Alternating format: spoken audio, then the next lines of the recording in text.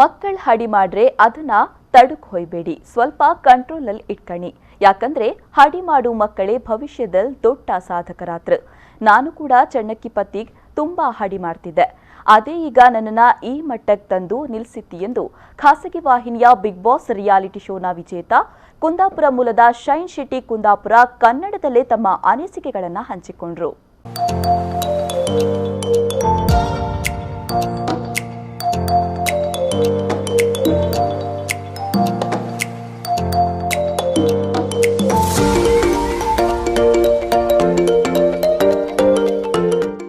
ಅವರು ಕುಂದಾಪುರದ ಹೋಟೆಲ್ ಚಾಲುಕ್ಯ ಇಂಟರ್ನ್ಯಾಷನಲ್ನ ಸಭಾಂಗಣದಲ್ಲಿ ಹುಟ್ಟೂರ ಸನ್ಮಾನ ಸ್ವೀಕರಿಸಿ ಮಾತನಾಡಿದರು.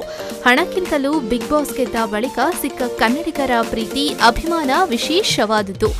ಅನುಮಾನ, ಅವಮಾನ, ಕೊನೆಗೆ ಸನ್ಮಾನ ಎಂದು ಹಿರಿಯರೊಬ್ಬರು ಹೇಳಿದ ಮಾತು ಅರ್ಥಪೂರ್ಣವಾದುದು. ಸೋಲನ್ನು ಅನುಭವಿಸಬೇಕು, ಗೆದ್ದಾಗ ಸಂಭ್ರಮಿಸಬೇಕು.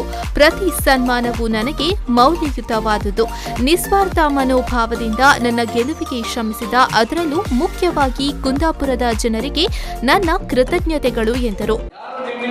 ಹಡಿ ಮಾಡೋದ್ರಿಂದ ತಡಿಬೇಡಿ, ಕಂಟ್ರೋಲ್ ಮಾಡಿ. ಹಡಿ ಮಾಡೋದ್ರಿಂದ ತಡಿಬೇಡಿ. ಯಾವ ಕನ್ನಡ ಪದದಂಗೆ, ಯಾವ ಹಿಂದಿ ಇಂಗ್ಲಿಷ್ ಪದದಂಗೂ ಹಡಿಗೆ ಇನ್ನೊಂದು ವರ್ಡ್ ಇಲ್ಲ. ಕುಂದಾಪುರ ಕನ್ನಡದಂಗೆ ಮಾತ್ರ ಹಡಿಗೆ ಅಂತ ಹೇಳೋದು. ಸೊ ಅಂತ ಹಡಿಗಳನ್ನ ಮಾಡೋಕೆ ಒಬ್ಬರು ರಿಷಬ್ ಶೆಟ್ಟಿ ಅಂತ, ಇವತ್ತು ಶೈನ್ ಶೆಟ್ಟಿ ಅಂತ ನಿಮ್ಮಿಂದೆಲ್ಲರಿಂದ ಗುರುತಿಸ್ಕೊಂಡದ ಹಡಿ ಮಾಡೋಕೆ. ಸೊ ಆ ಒಂದು ಒಳ್ಳೊಳ್ಳೆ ಚಿಕ್ಕ ಚಿಕ್ಕ ಪುಟ್ಟ ಪುಟ್ಟ ಹಡಿಗಳನ್ನ ಮಾಡ್ಕೊಂಡೆ ನಾವು ಇಟ್ಕೊಂಡ್ಬಂತ. ಜೀವನದಲ್ಲಿ ಸೋಲು ಗೆಲುವು ಇದು ಎರಡನ್ನೂ ಪ್ರತಿ ಸಲ ಪ್ರತಿ ಹಂತದಲ್ಲೂ ಸಂಭ್ರಮಿಸ್ಬೇಕು, ಅನುಭವಿಸ್ಬೇಕು. ಸೋಲನ್ನು ಅನುಭವಿಸಿದ್ರೆ ಮಾತ್ರ ಗೆಲುವು ಸಿಕ್ಕಿದಾಗ ಅದ್ರ ಅನುಭವ ಸಿಕ್ಕೋದಕ್ಕೆ ಸಾಧ್ಯ. ಇಲ್ಲದೆ ಅದ್ರ ಆ ಗೆದ್ದಾಗ ಖುಷಿ ಸಂಭ್ರಮ ಇತ್ತಲ್ಲ, ಆ ಸಂಭ್ರಮದ ಆಚರಣೆನೇ ಕಮ್ಮಿ ಆಗಿಬಿಡುತ್ತೆ.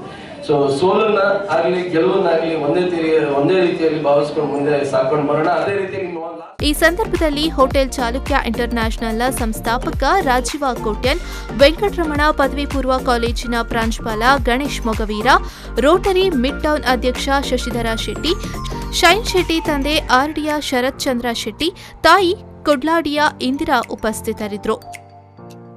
ಶ್ರೀಕಾಂತ್ ಹೇಮಾಡಿ, ವಿ4 ನ್ಯೂಸ್ 24/7 ಕುಂದಾಪುರ.